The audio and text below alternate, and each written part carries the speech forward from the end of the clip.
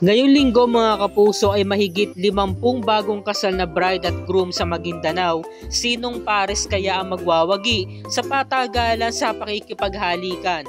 Sino naman kayang kaibigan mo ang kayang kumasa sa challenge na ito? Ayon sa istorya, 3 years kami na nagsasama pero ngayon lang kami kinasal sa kasalang bayan.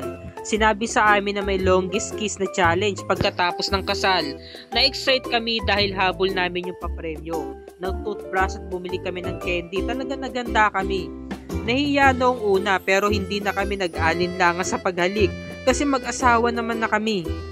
Hinawakan ko talaga yung misis ko sa leeg para hindi siya lumayo. With feelings, ito ang istorya ang sinambit ni na Jonabel at Ramil Enriquez, bagong kasal na kumasa sa Longest Kiss Challenge. At ito pa ang istoryang ibinahagi ni Jelly at Jessie Ortega na sumali rin sa challenge.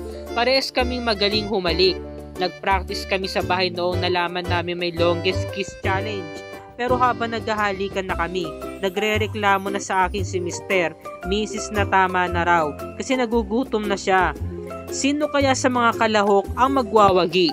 Pakatutukan yan ngayong linggo ng gabi para malaman natin mga kapuso at sabay-sabay tayo matutuwa sa challenge na ito. Dito lamang yan sa Kapuso Mo, Jessica Soho.